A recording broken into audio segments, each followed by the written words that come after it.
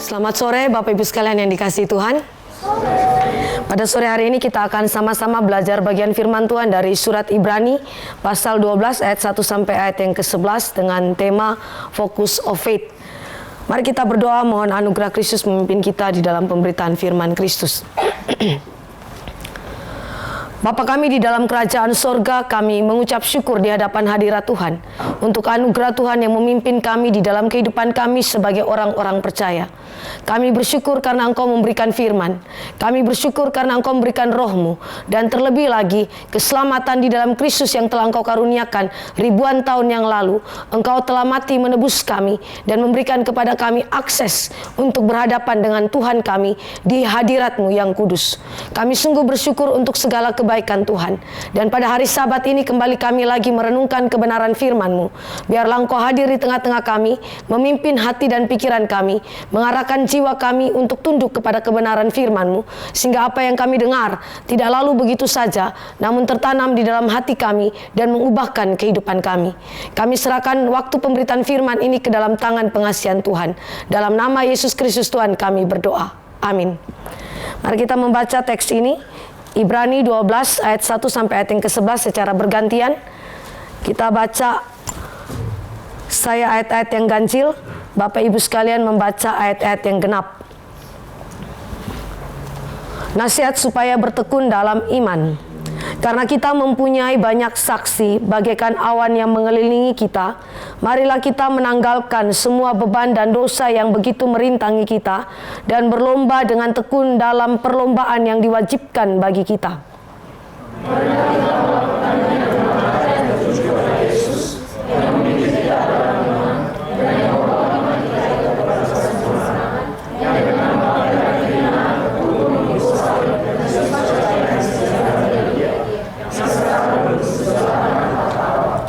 Ingatlah selalu akan Dia yang tekun menanggung bantahan yang sehebat itu terhadap dirinya dari pihak orang-orang berdosa, supaya jangan kamu menjadi lemah dan putus asa.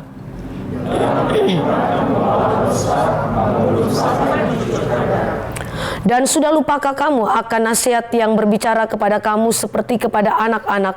Hai anakku, janganlah anggap enteng didikan Tuhan, dan janganlah putus asa apabila engkau diperingatkannya.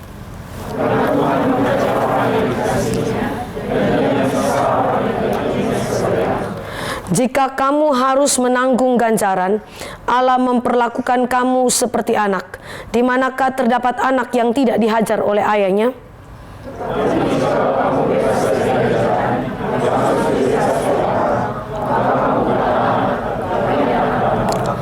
Selanjutnya dari ayat kita yang sebenarnya kita beroleh ganjaran dan mereka kita hormati.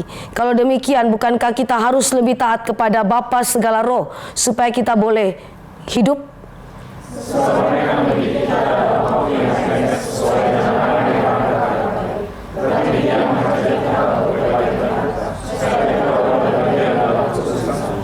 Memang tiap-tiap ganjaran pada waktu ia diberikan tidak mendatangkan sukacita, tetapi duka cita. Tetapi kemudian ia menghasilkan buah kebenaran yang memberikan damai kepada mereka yang dilatih olehnya. Demikian pembacaan firman Tuhan. Bapak Ibu yang dikasihi oleh Tuhan Yesus Kristus, Focus of Faith itu berbicara mengenai pusat iman kita. Siapakah yang menjadi pusat iman kita? Apakah yang menyebabkan saudara dan saya bisa bertahan di dalam iman? Itu bergantung kepada apa yang menjadi pusat iman kita. Dan di dalam konteks ini, surat Ibrani dituliskan kepada jemaat Tuhan yang berada di dalam penganiayaan oleh karena iman mereka. Dan Paulus dalam hal ini sama di dalam kitab Korintus juga membicarakan mengenai konteks yang kira-kira mirip berkaitan dengan perlombaan iman yang terjadi dalam kehidupan orang-orang percaya. Jika penulis surat Ibrani yang anonim menulis mengenai kehidupan orang Kristen yang ada dalam penganiayaan dan dianggap sebagai bagian daripada arena perlombaan iman, demikian juga Rasul Paulus di dalam surat Korintus, dia menulis mengenai aspek yang mirip dengan apa yang dikatakan di dalam surat Ibrani. Nah, saudara yang dikasihi oleh Tuhan Yesus Kristus, saya mau ajak kita melihat mengenai Focus of Faith ini di dalam konteks perlombaan iman. Di dalam ayat yang pertama di situ dikatakan bahwa dan berlomba dengan tekun dalam perlombaan yang diwajibkan bagi kita. Kehidupan Kristen adalah kehidupan yang berada di dalam perlombaan iman. Perlombaan iman bukanlah sebuah opsional, pilihan yang saudara boleh pilih untuk terlibat atau tidak. Tetapi perlombaan iman adalah bagian daripada rancangan kekal Allah bagi umatnya, sesuatu yang diwajibkan Allah untuk saudara terlibat di dalamnya. Jika kita memperhatikan kata diwajibkan di dalam bahasa Yunaninya, itu berarti diterjemahkan telah disediakan sebelumnya, yakni sebelum dunia ini diciptakan. Sebelum segala sesuatu ada, sebelum Kristus berinkarnasi dan menyelamatkan kita, sebelum semuanya itu ada, dalam rancangan kekal Tuhan, Allah merancangkan setiap orang yang akan ditebus oleh Kristus melalui inkarnasinya, mereka akan dimasukkan ke dalam perlombaan iman. Apa yang dimaksudkan dengan perlombaan iman? Dan kapan perlombaan iman itu terjadi dalam kehidupan kita? Perlombaan iman secara sederhana berarti kehidupan Kristen.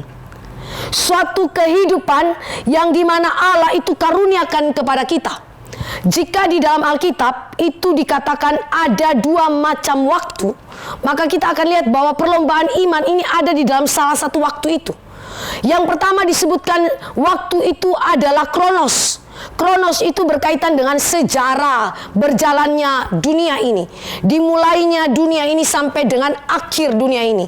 Kronos juga berkaitan dengan kehidupan engkau dan saya secara individu, di mana engkau dan saya mulai menghidupi kehidupan kita dari sejak dalam rahim sampai dengan engkau dilahirkan sampai dengan kita mati. Itu Kronos. Tetapi di dalam Kronos ada Kairos.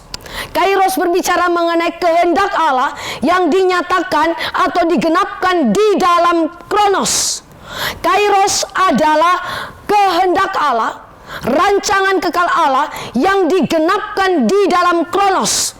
Dan perlombaan iman adalah bagian daripada Kairos Tuhan yang ada di dalam Kronos waktu kehidupan kita.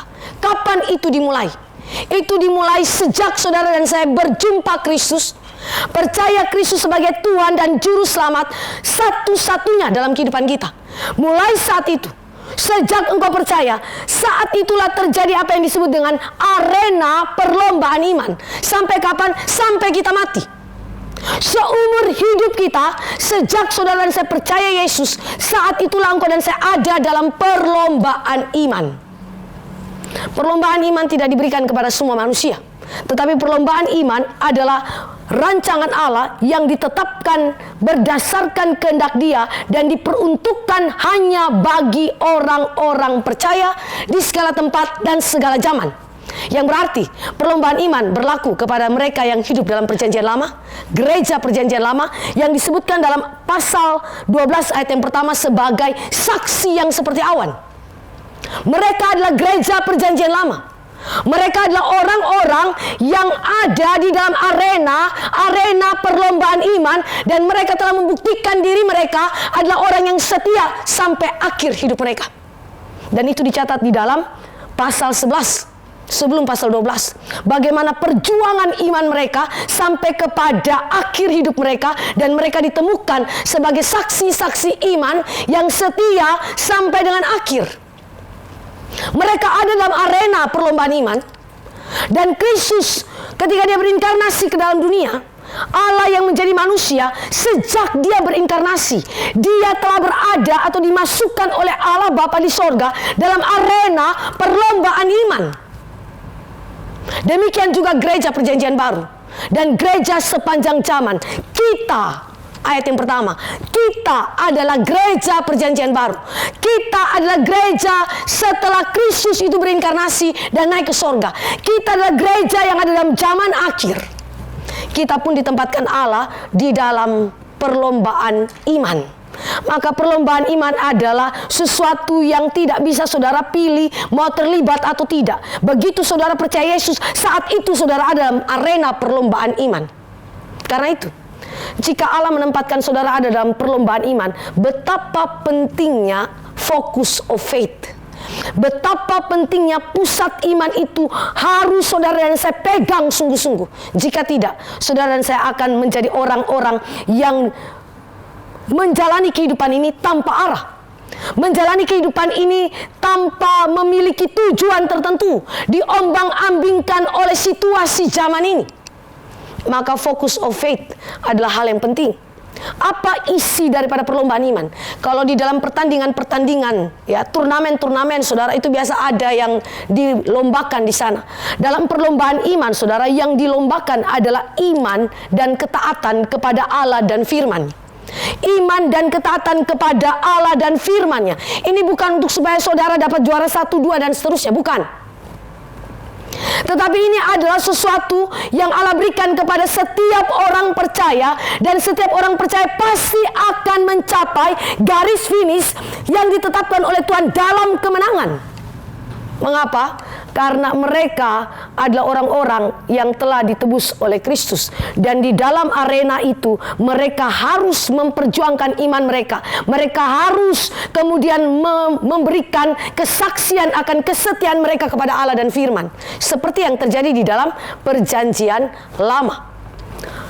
Ketika Allah membentuk kita di dalam arena atau perlombaan iman itu, saudara, Allah seringkali memakai situasi-situasi tertentu dalam kehidupan kita. Misalnya, Allah pakai kelimpahan kita, segala sesuatu yang merupakan sukacita kita. Tetapi dia juga bisa pakai duka cita kita.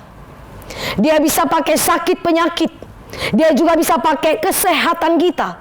Bahkan dosa iblis pun dia bisa pakai untuk kemudian membentuk saudara, menguji saudara ketika saudara ada dalam arena atau perlombaan iman itu.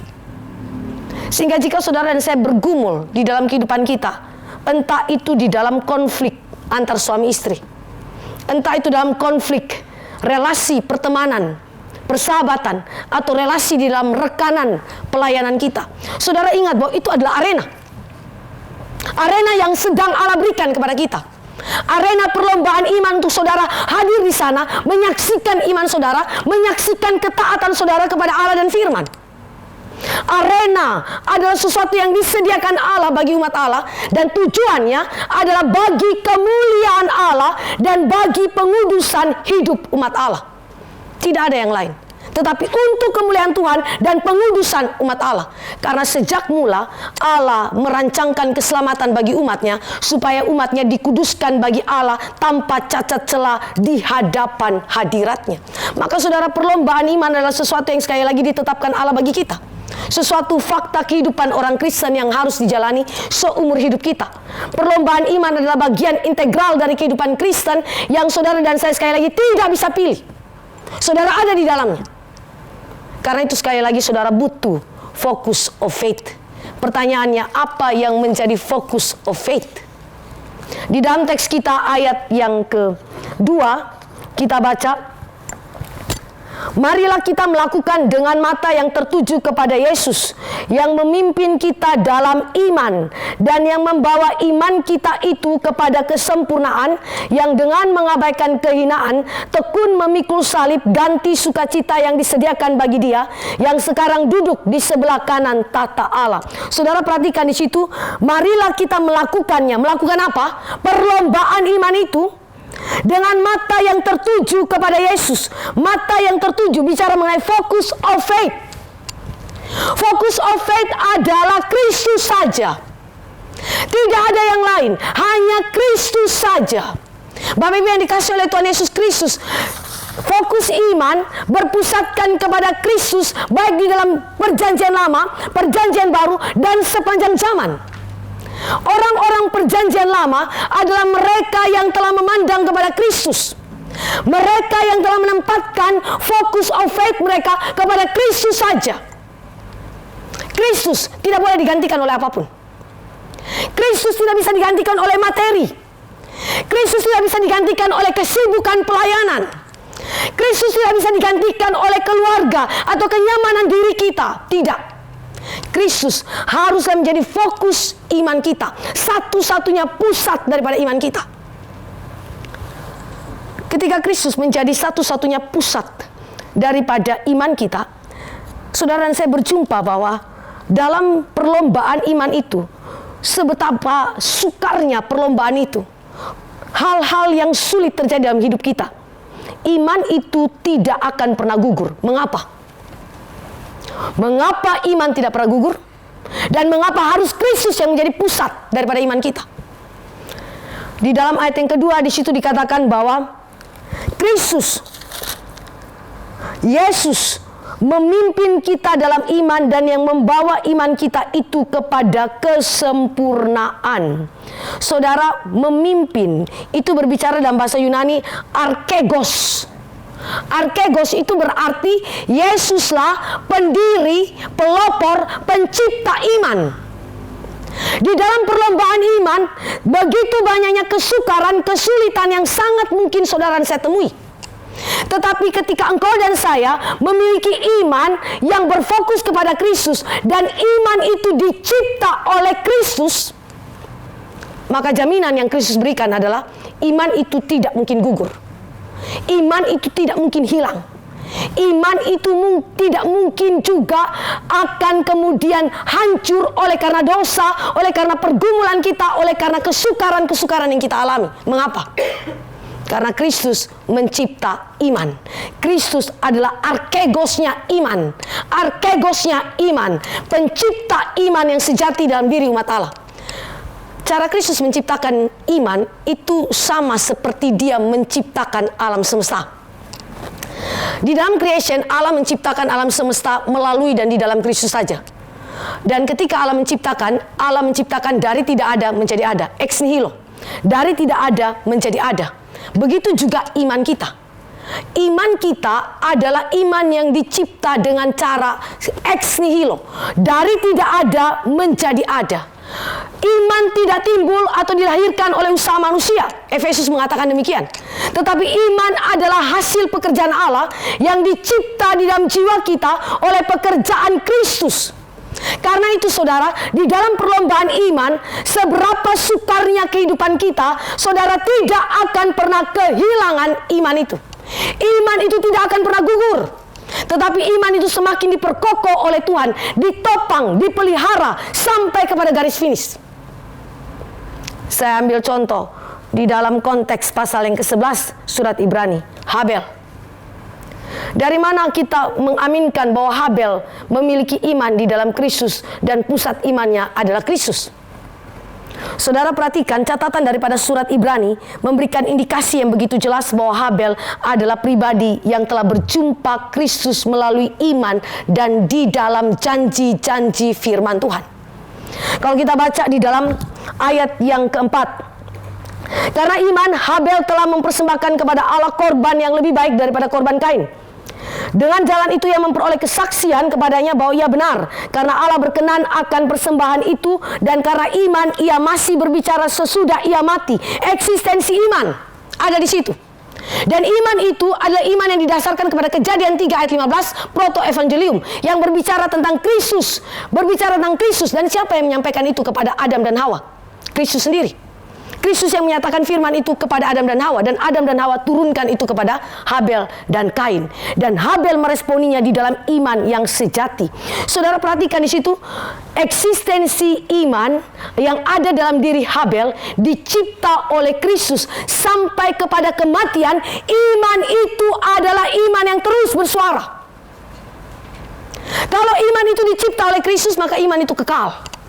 Kalau iman itu dicipta oleh Kristus, maka iman itu hidup, organis.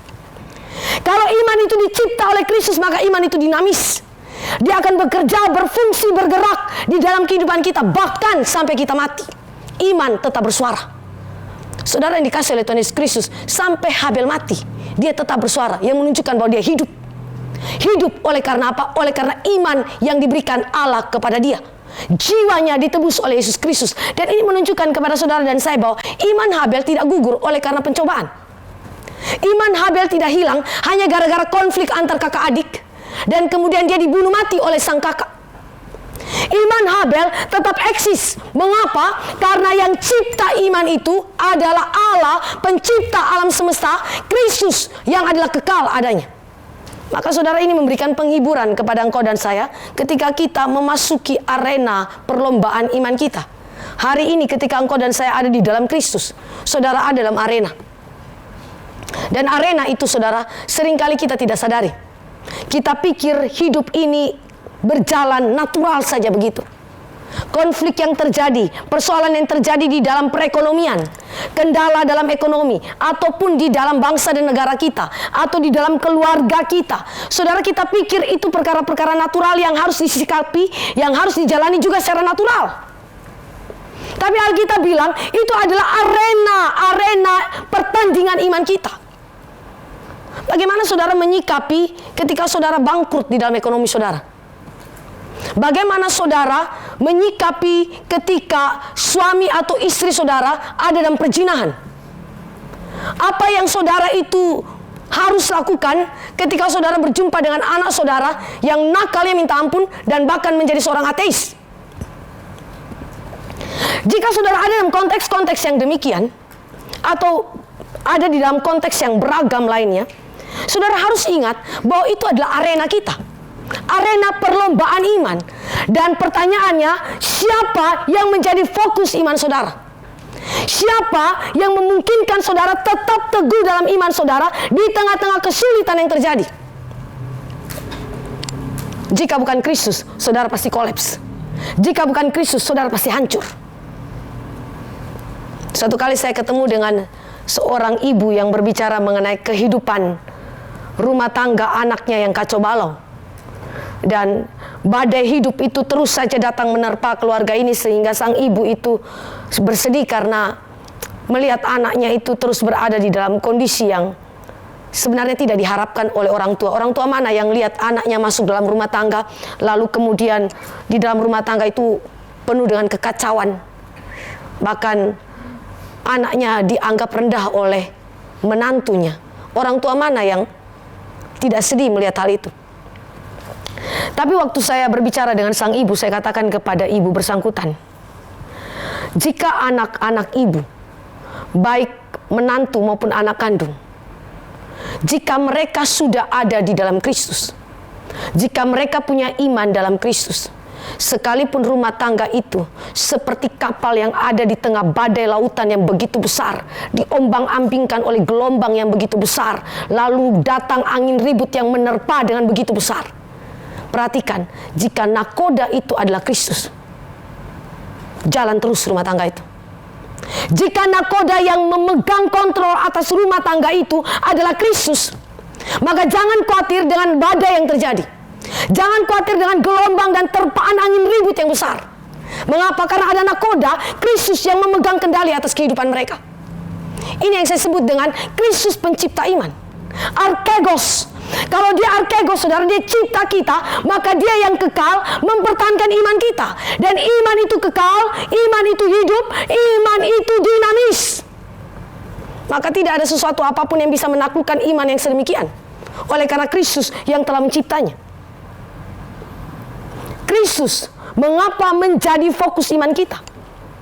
Karena dia yang memimpin seluruh iman kita mencapai tujuan kekal Allah dalam perlombaan iman. Dia pimpin. Saudara, Kristus itu pimpin dengan memberikan kehadirannya di tengah-tengah umatnya. Dia bukan pimpin dari jauh saja, tetapi dia pimpin dari dekat. Bagaimana dia pimpin dari jauh sekaligus dari dekat?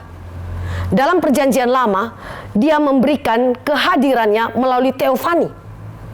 Kalau saudara perhatikan penyataan diri Allah di dalam perjanjian lama, contoh dalam 1 Korintus 10 ayat yang ketiga, di situ Paulus menggambarkan mengenai kehadiran Kristus di tengah-tengah umatnya dalam perjalanan di padang gurun. Mari kita baca sebentar 1 Korintus pasal yang ke-10 ayat yang ketiga.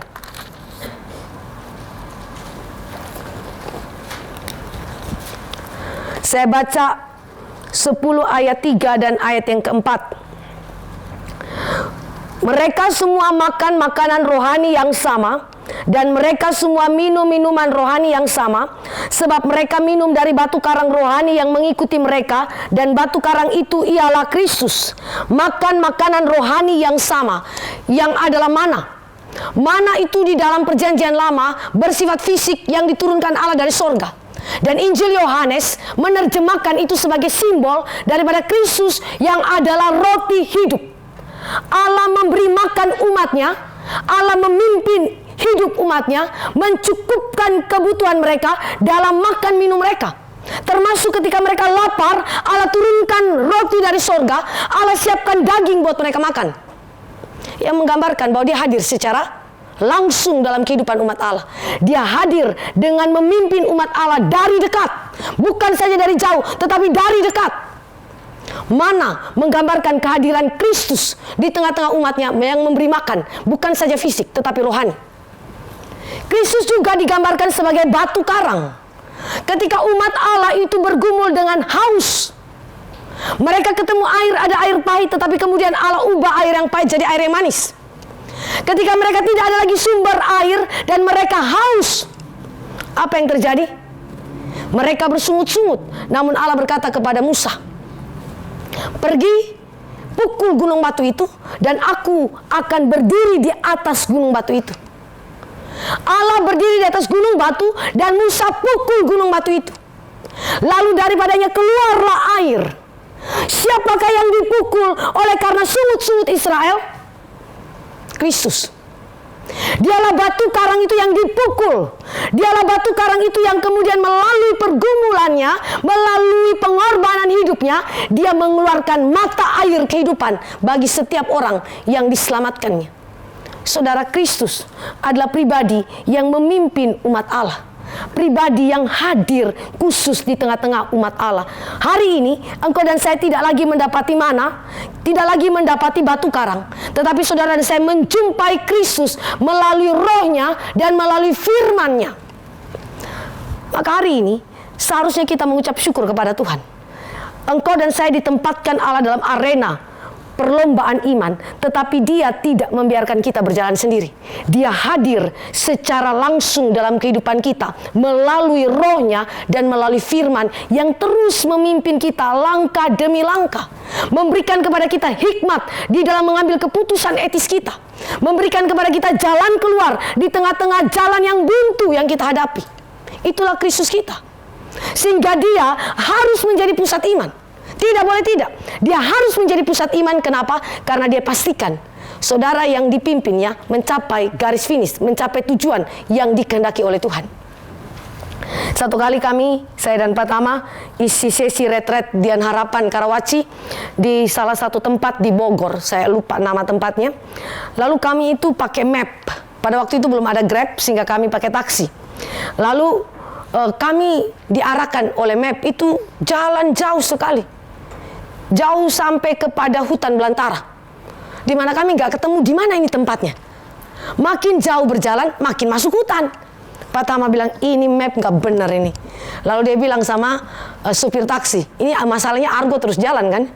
Lalu dia bilang sama supir taksi, Pak, balik arah, cari jalan yang besar, sesuai dengan yang tadi sebelum kita masuk ke tempat yang sempit ini. Lalu akhirnya Pak supir taksi itu bawa kita ke jalan yang besar. Tapi pun sampai di situ kita nggak ketemu tempat retretnya ada di mana. Akhirnya terpaksa kita kontak panitia, kita minta, bisa nggak utus orang datang ke sini ke tempat kami kasih tempat ketemunya di mana, patokannya, jemput kami, bawa kami ke tempat tujuan retret itu. Lalu akhirnya panitia utus seorang anak muda datang, bawa kami menuju ke tempat retret itu. Saudara, apa yang saya mau sampaikan dengan ilustrasi ini? Kalau orang yang pimpin kita adalah dia yang sudah pernah sampai kepada tempat tujuannya, dia pimpin kita, pasti, dijamin pasti kita sampai kepada tujuan yang sama. Map yang diberikan kepada kita itu adalah sesuatu yang benar. Karena apa? Karena orang itu sudah sampai duluan di tujuannya. Lalu dia bawa kita, dia pimpin kita langkah demi langkah sampai kepada titik tujuan yang dituju. Pasti sampai. Itu yang dimaksudkan dengan Kristus memimpin kita. Dia kasih kita map, tapi bukan map yang menyesatkan. Dia kasih kita map, yaitu firman. Dia kasih Roh Kudus yang memimpin kita. Dia memimpin kita melalui rohnya dan firmannya. Kristus sudah mencapai garis finish dengan sempurna. Maka dia pimpin kita sampai garis finish. Pasti tidak menyesatkan. Pasti mencapai apa yang dikehendaki oleh Tuhan. Dan map yang diberikan, firman, tidak pernah salah arah. Dia memimpin engkau bukan dengan detil, tetapi dengan prinsip-prinsip universal yang mengarahkan hidup kita, mengarahkan pekerjaan kita, mengarahkan rumah tangga kita, mengarahkan bisnis kita, supaya berjalan sesuai dengan kehendak Tuhan. Ini yang disebut dengan pimpinan Kristus dalam kehidupan gereja Tuhan.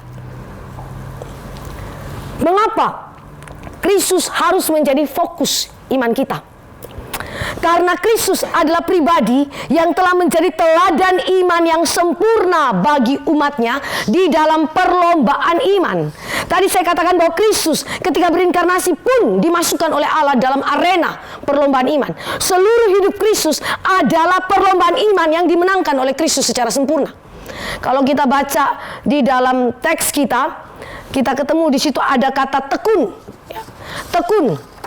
Di dalam ayat yang ke-3,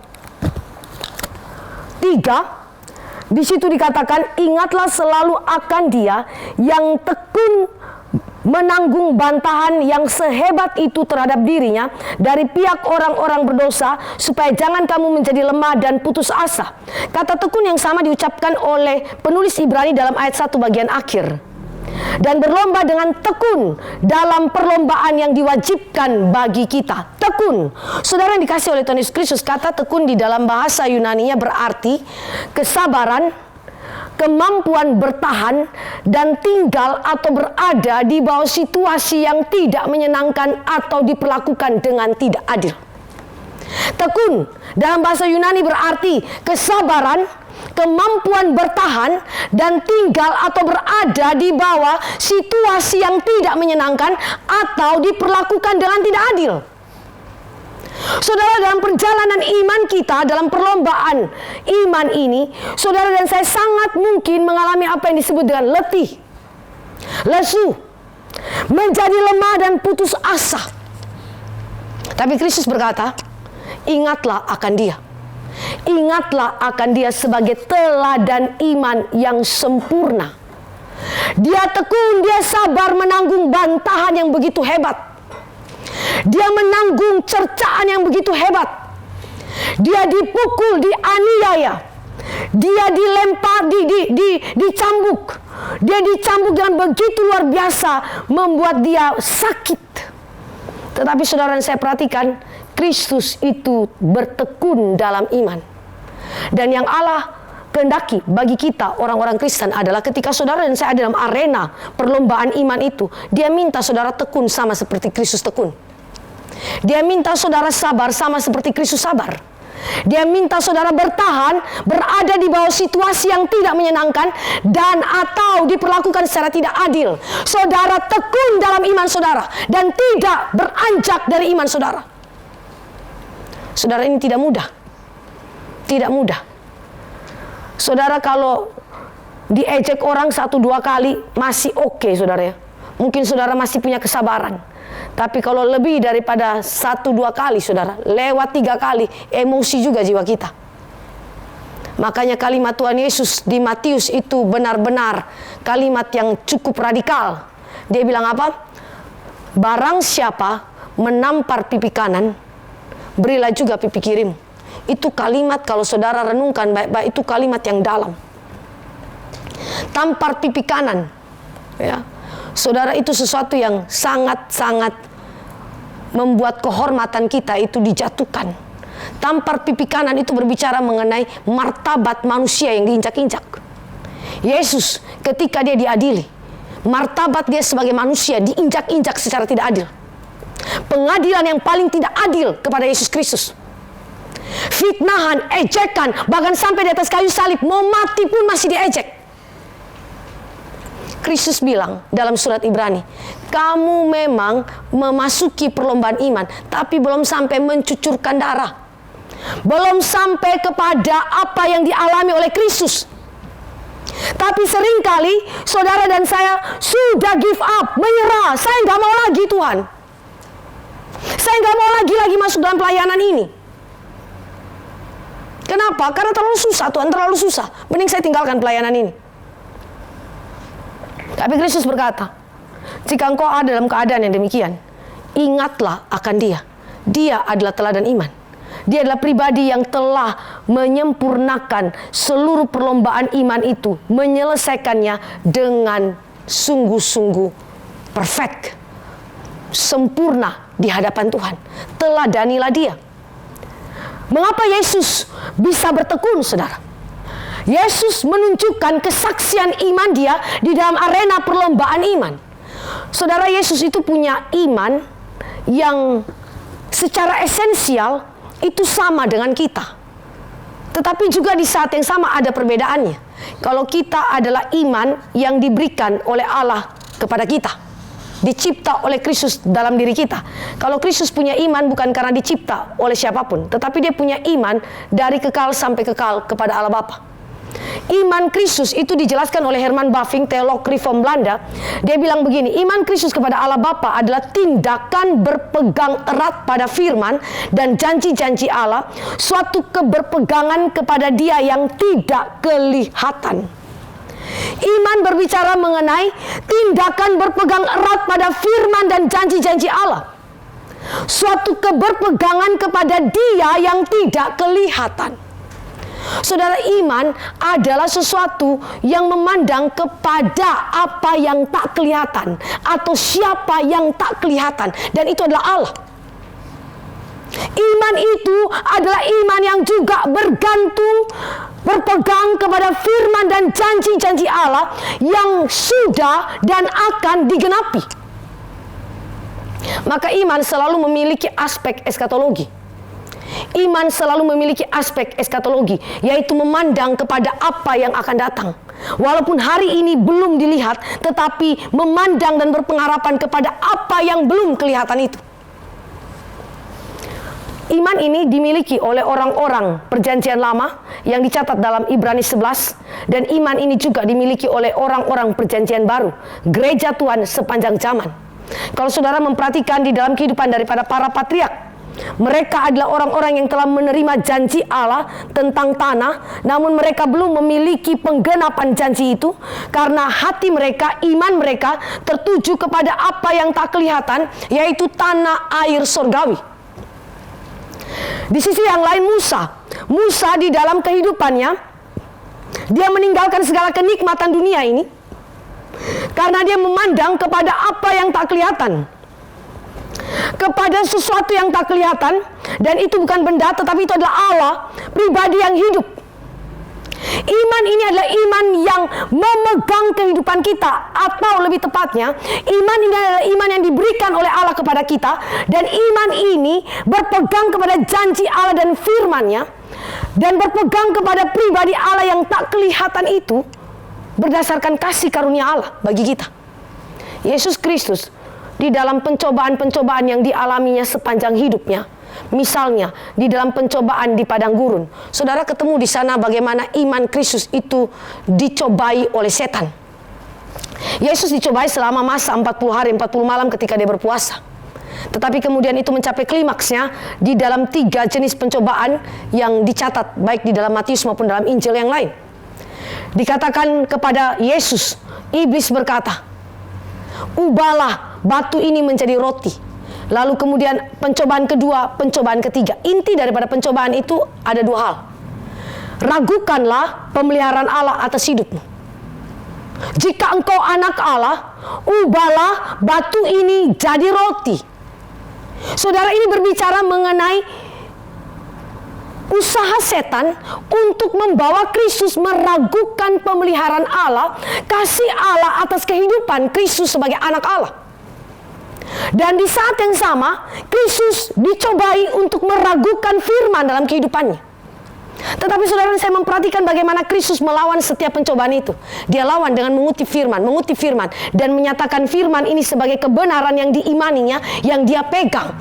Dan dia menyatakan imannya kepada Sang Bapa yang pelihara hidup Kristus. Sekalipun Bapa itu tidak nampak dalam keterbatasannya sebagai manusia, namun Kristus menaruh iman percayanya kepada Bapa. Saudara yang dikasih oleh Tuhan Yesus Kristus, iman yang demikian adalah iman yang bersifat eskatologi. Gereja perjanjian lama memandang kepada Kristus yang akan datang, baik kedatangan pertama maupun kedatangan kedua. Iman mereka ditujukan kepada Kristus, sehingga mereka tidak digoncangkan atau dihancurkan oleh berupa-rupa pencobaan. Begitu juga gereja perjanjian baru. Gereja perjanjian baru memiliki iman eskatologi yang secara esensial sama dengan Kristus. Kita belum pernah lihat Yesus. Yesus sudah datang. Kita memiliki privilege yang lebih daripada orang-orang perjanjian lama. Kita sudah menerima penggenapan janji firman melalui kedatangan Kristus yang pertama. Tetapi kita punya kesamaan dengan orang-orang perjanjian lama. Kita belum lihat Yesus. Yesus sudah datang, ya, tetapi kita belum ketemu Yesus secara fisik. Dan mata iman kita tetap berpegang kepada janji firman itu, memandang kepada Kristus yang akan datang nanti di akhir zaman. Dialah pribadi yang menjadi teladan iman kita, yang sabar bertahan sampai akhir dalam menanggung penderitaan yang begitu hebat sampai kepada kematiannya. Saudara yang dikasihi oleh Tuhan Yesus Kristus, iman yang sedemikian, yang memiliki aspek eskatologi, tidak mungkin gugur, tidak mungkin hilang di tengah-tengah pencobaan yang paling besar sekalipun. Saudara mungkin tergoncang, mungkin. Saudara mungkin jatuh, mungkin. Tetapi saudara tidak mungkin kehilangan iman saudara.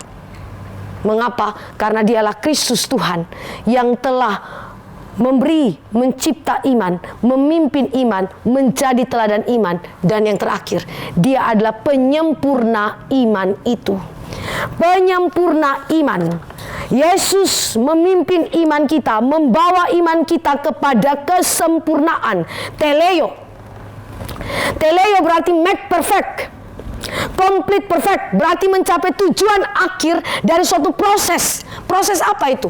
Perlombaan iman yang Allah izinkan terjadi dalam kehidupan kita, atau lebih tepatnya yang ditetapkan Allah bagi kita. Kristus menyempurnakan iman kita. Mengapa dia disebut sebagai penyempurna iman?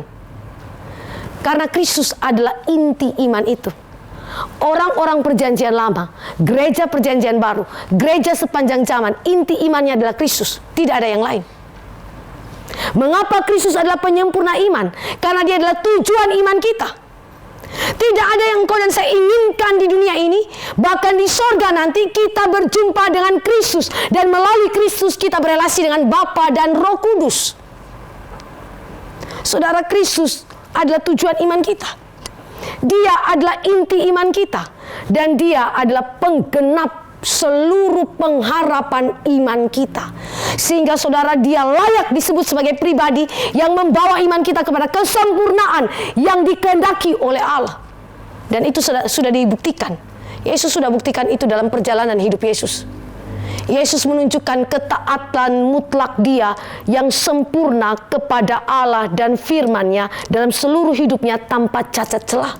Sehingga layaklah dia disebut sebagai penyempurna iman. Seluruh iman kita intinya Kristus, tujuannya Kristus, dan dia menggenapinya dengan cara yang begitu sempurna. Saudara, jika Kristus adalah fokus iman kita, jika dialah yang memimpin hidup kita, jika dia menjadi teladan iman kita, jika dia menjadi penyempurna bagi iman kita, saudara yang dikasihi oleh Tuhan Yesus Kristus, jangan kita khawatir ketika engkau dan saya ada di dalam pergumulan-pergumulan iman kita. Arena perlombaan iman adalah arena yang sukar untuk dilalui. Namun saudara, ingatlah kepada dia yang telah lebih dahulu menunjukkan iman yang sejati, iman yang sempurna itu kepada kita. Dia telah melewati jalan yang sukar, jalan salib itu, dan dia memenangkannya sampai kepada garis finish. Dia juga yang memastikan kita sampai kepada garis finish. Saudara yang dikasihi oleh Tuhan Yesus Kristus, ketika engkau dan saya belajar di dalam kehidupan dari misalnya para patriark, saudara, kita bertemu dengan kehidupan Yakub.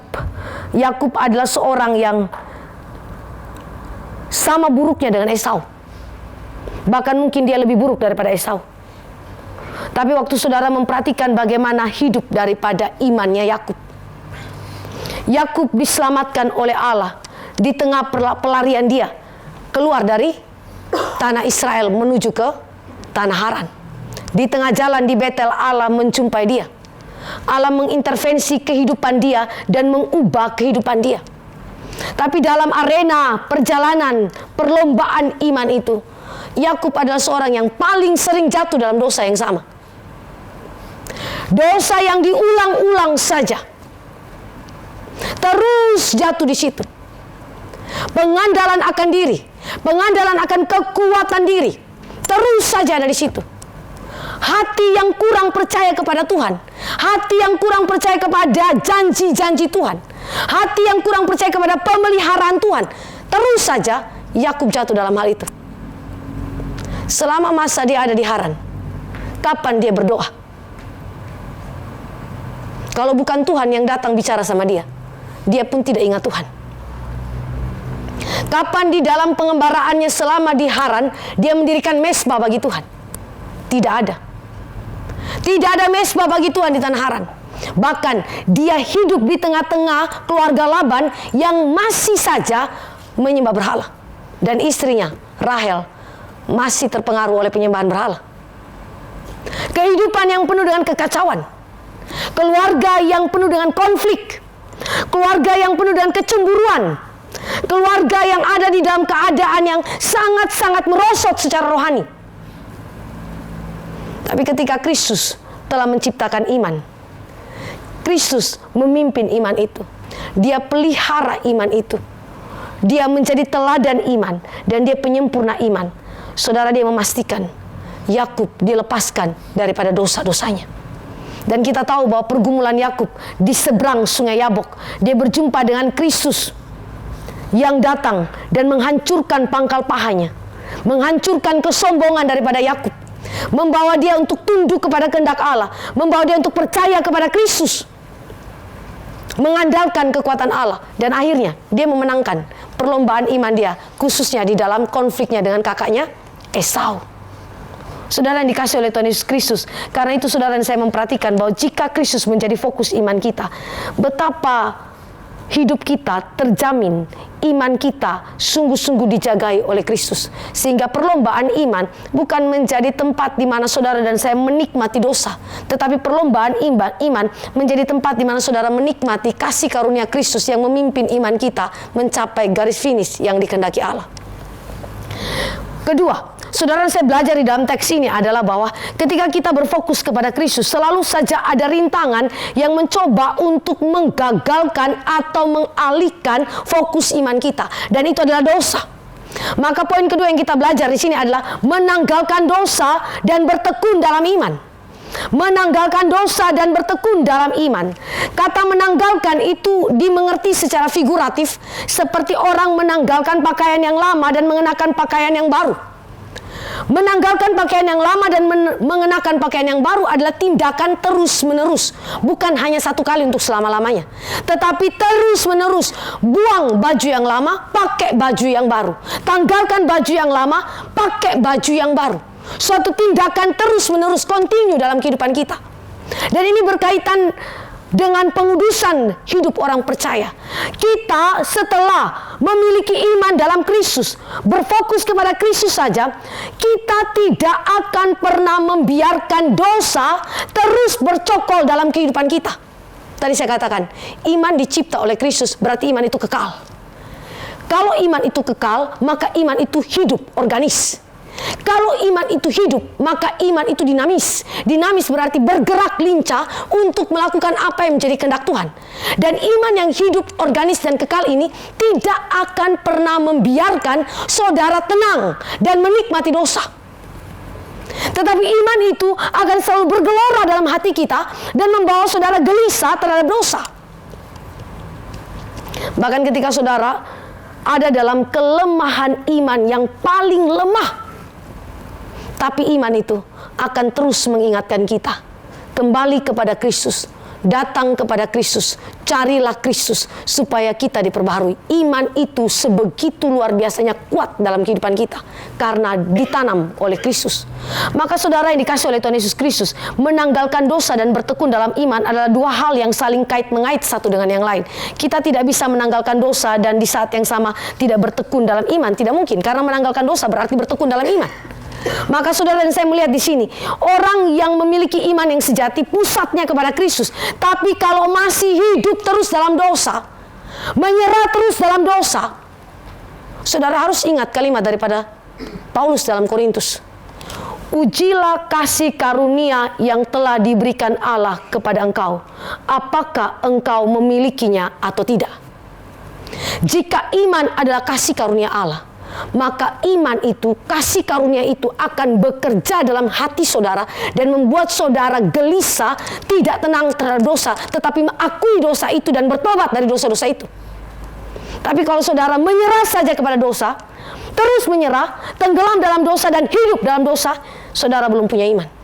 Saudara belum ada dalam iman yang sejati itu. Saudara belum berfokus kepada Kristus itu. Karena bagaimana mungkin Kristus berdiam dalam hidup saudara di saat yang sama saudara menggandeng dosa? Bagaimana mungkin Kristus hadir dalam kehidupan saudara, Dia yang kudusnya, di saat yang sama saudara menggandeng kehidupan dosa yang tidak kudus? Saudara yang dikasih oleh Tuhan Yesus Kristus, ini adalah sesuatu tindakan yang kita sebut sebagai dikotomi yang tidak boleh terjadi dalam kehidupan orang Kristen. Orang Kristen bukan hidup dengan cara dikotomi, tapi saudara harus hidup secara integrasi. Integrasi di dalam iman kita. Saudara yang dikasih oleh Tuhan Yesus Kristus, kita tidak boleh sekali lagi membiarkan dosa terus terjadi dalam hidup kita. Kadang-kadang kita sebagai orang Kristen, sebagai orang-orang yang sudah percaya, kita itu bukan karena tidak memperoleh kuasa kasih karunia Allah, tetapi lebih tepatnya saudara itu seringkali membiarkan atau memelihara dosa dalam hidup kita. Kita yang suka malas, kebiasaan malas, bukannya kita matikan, tapi kita pelihara dosa malas itu.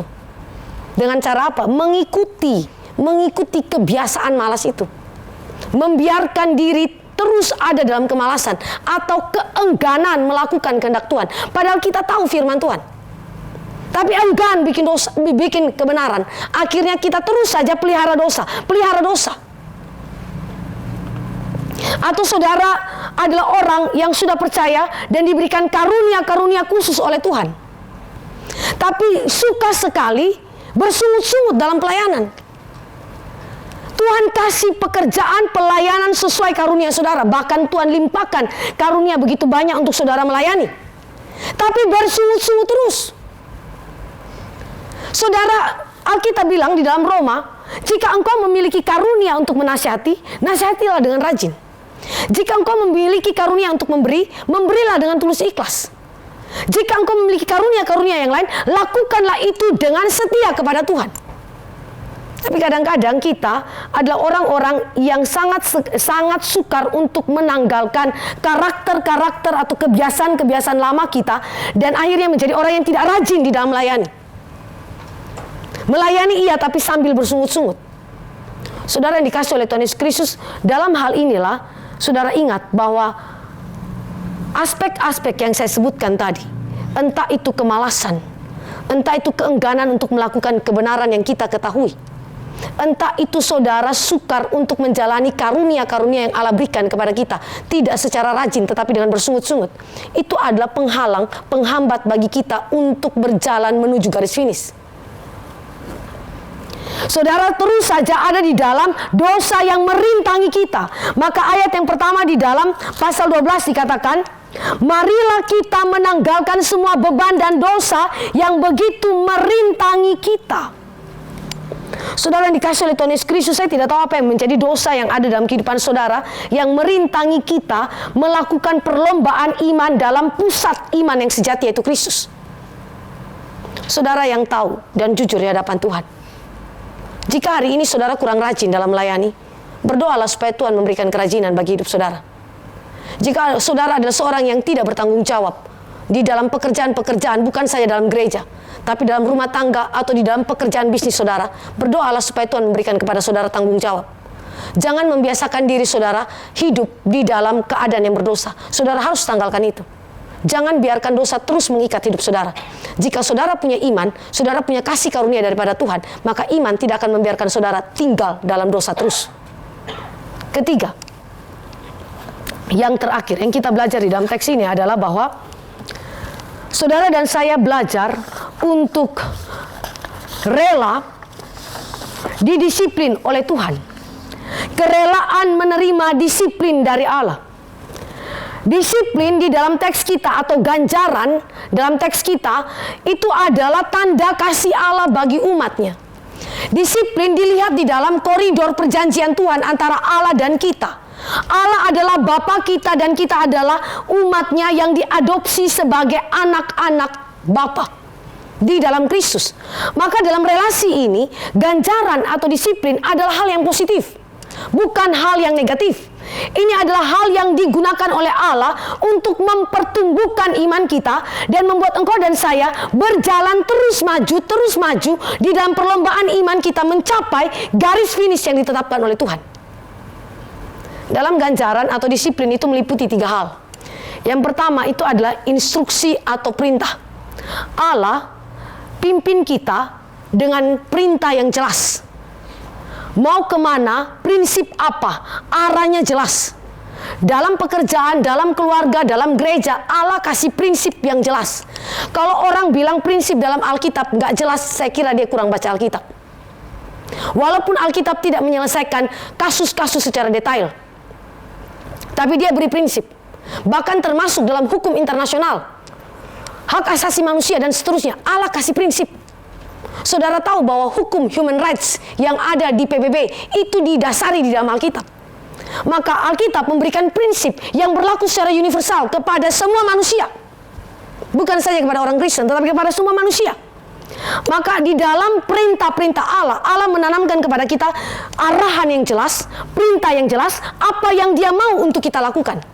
Tetapi juga dalam ganjaran atau disiplin itu ada latihan. Latihan untuk melatih saudara mahir melakukan apa yang menjadi kehendak Tuhan. Bukan mahir bikin dosa, tapi mahir melakukan apa yang menjadi kehendak Tuhan. Saya pernah nonton film kungfu.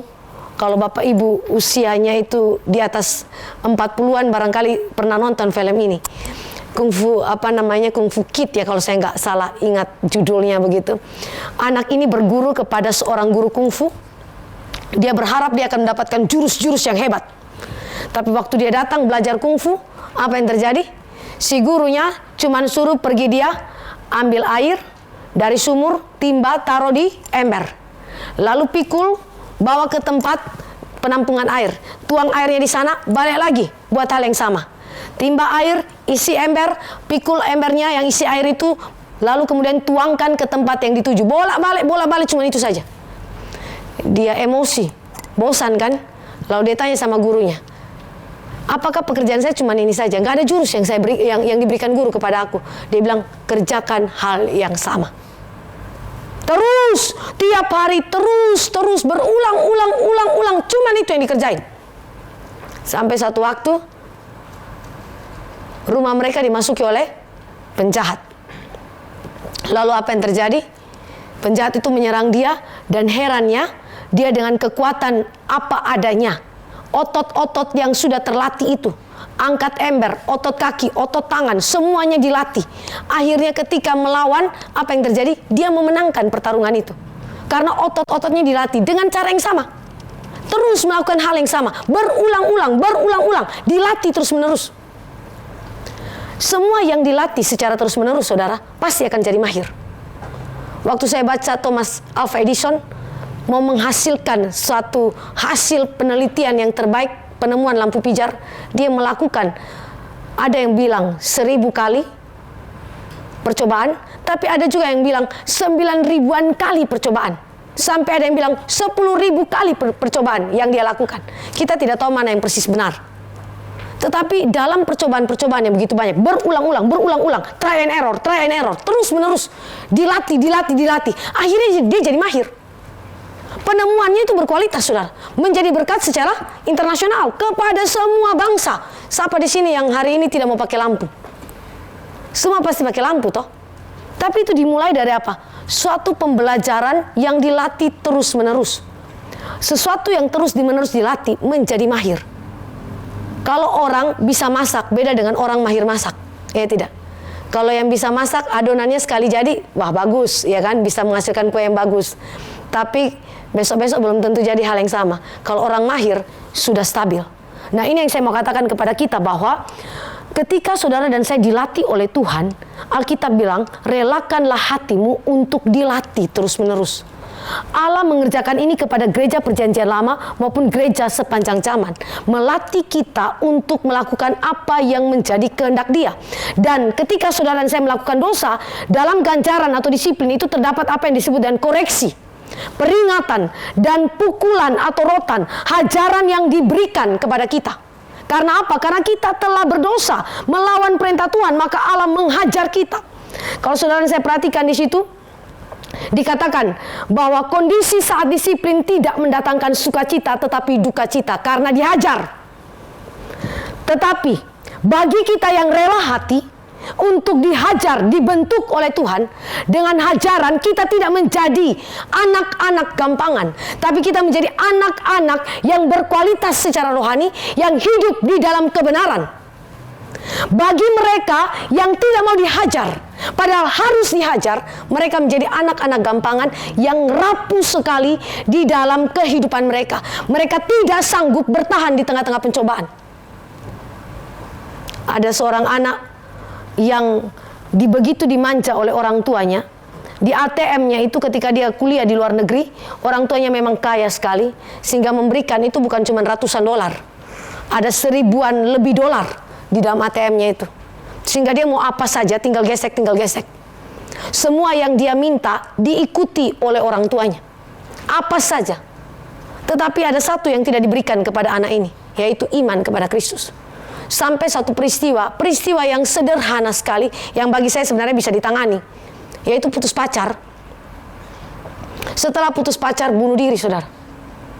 Ini anak Kristen, orang tua kaya raya, punya segala sesuatu, mau apa saja yang diinginkan di dunia ini dia punya. Dia bilang sama temannya, saya bahagia, saya punya semuanya.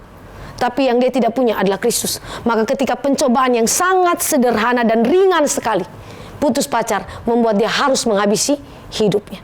Mengapa, saudara? Karena dia anak gampangan. Anak yang tidak dilatih oleh orang tuanya, tidak dilatih, dididik di dalam kebenaran, tidak dilatih mahir di dalam menjalankan firman Tuhan.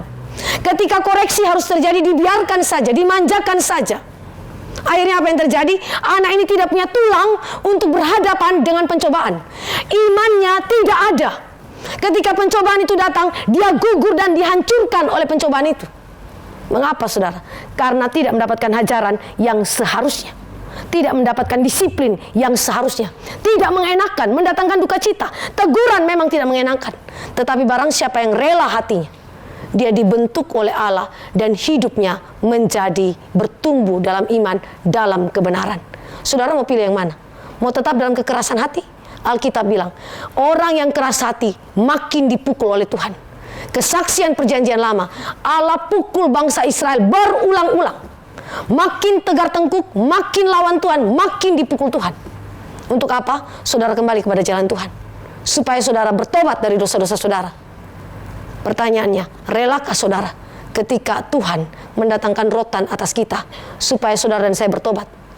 Atau saudara memilih untuk keras hati, tegar tengkuk, tidak mau bertobat? Pilihan ada di tangan kita. Mari kita berdoa. Bapa kami di dalam kerajaan sorga, kami datang kepada Tuhan, Allah yang telah menciptakan iman di dalam Kristus, yang membawa iman itu mencapai kesempurnaan di dalam Kristus. Kami berdoa, Tuhan, kuatkanlah kami pada hari ini ketika kami mendengarkan firman. Kuduskanlah firman di dalam hati kami. Arahkanlah hati kami kepada jalan firman Tuhan. Jangan biarkan kami ada dalam kekerasan hati, tapi lembutkanlah jiwa kami. Beri kami kerelaan untuk mendengarkan firman, menaati Tuhan, dan ketika kami dikoreksi, kami dengan rela hati menerima koreksi dari Tuhan. Terima kasih Bapa di sorga, dalam nama Yesus Kristus Tuhan kami berdoa. Amin.